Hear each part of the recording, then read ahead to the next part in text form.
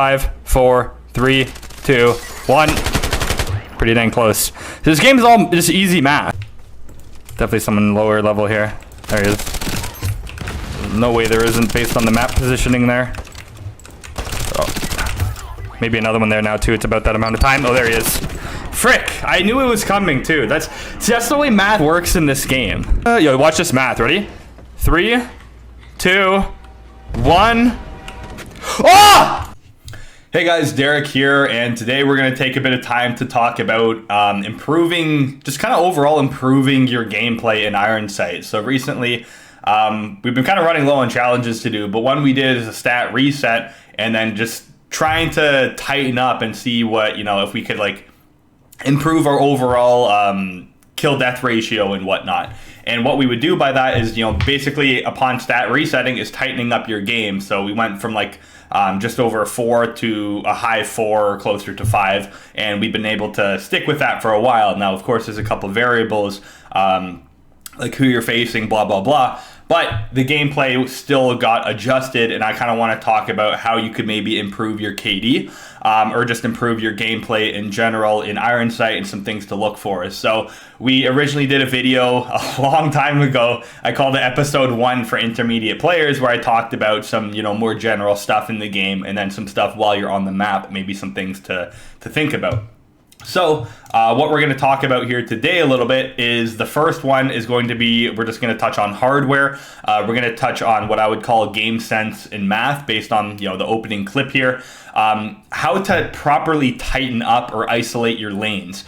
So a lot of the time, if you're starting to face like really good lobbies or really strong players, so a lot of this stuff goes for any game, not just Iron Sight. Could go for Call of Duty or any type of, fast-paced arcade shooter. If you start playing all loosey-goosey and you're starting to, hop around mid-map and trying to just hit clips against a bunch of good players, you're going to get beamed. So that's where that leads me to the fourth topic that we're going to discuss is probability and threats. And then we're also going to talk about what I would call off-screens or radar flicking. So we're going to touch on all of this right now. So let's just get right into our first topic, and that being the hardware. Okay, so obviously everyone knows like better hardware can be an advantage. I'm not going to take too long talking about this one.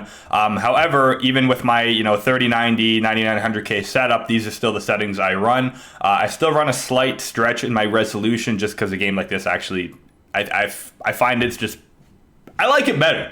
Can't really say too much on it. Obviously, whatever's comfortable for you, but going back to 1920 by 1080, everything does feel a bit more narrow ever since I got really used to this. FOV, of course, maxed, and then everything else, even textures lately, I've just been running on low. And the main reasons for this, so I'll just start off by quickly talking about your FPS and monitor. So obviously, if you don't have a 144 hertz plus monitor, you will not be able to play at your max potential. Some may even say, or maybe I would even be in the pool of saying at least a 240 hertz. In some cases, you may not be able to reach your full potential. Obviously, you can still play good, and it's Iron Sight. You can get sweet gameplays on 30 FPS even sometimes. However, you're not going to reach your max potential without at least a 144 hertz plus, and that's honestly just how it is.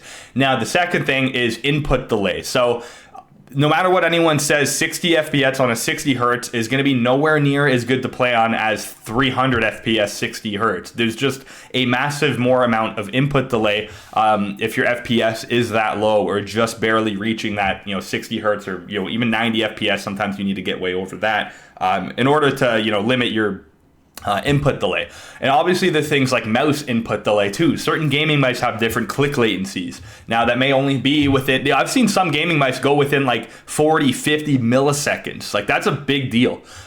So the overall best budget mouse I could ever recommend is the Viper Mini. It actually has like top 3 of all gaming mice, the lowest click latency, and it's like a $40 mouse. It's just outrageous. In fact, the Viper V2, this $200 mouse, has the same click latency as a Viper Mini. And there's only like 1 or 2 mice that have a lower click latency than that. The Starlight mice has higher click latency than these mice do. So that's just one thing to take, into consideration when you're going for peak performance. You want the absolute lowest input delay possible. So that being you want a faster monitor. I've done a test 60 hertz clicking test versus 240 hertz clicking test.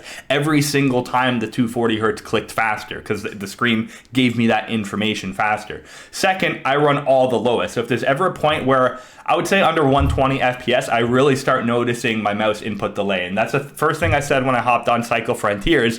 Why is there so much mouse input delay? And it's because my FPS was just lower than what I'm used to playing on. So you want to increase your FPS as much as possible. If your FPS is ever going to drop, if you're able to hit like 200 FPS, but in heated battles you're going down to like 150 or 130, 120, or that might be first world problem. If people are like playing 60 FPS, 30 FPS, whatever, it's all relative though. Like you want the most possible. If you're ever gonna play at 60 FPS and you're gonna drop down to 45 because you have some settings on, when really you could have maintained the 60 by lowering your settings, absolutely do that, no question. Put everything off. Max FPS is lowest input delay. Can't stress that enough. Monitor, obviously, you're gonna want to fastest monitor as possible that you can, relatively afford at that price point or at your budget, and as well as computer hardware. So of course, we're going to be at a bit of an advantage playing all the lowest settings, not to mention I find it less distracting and better overall clarity playing everything low.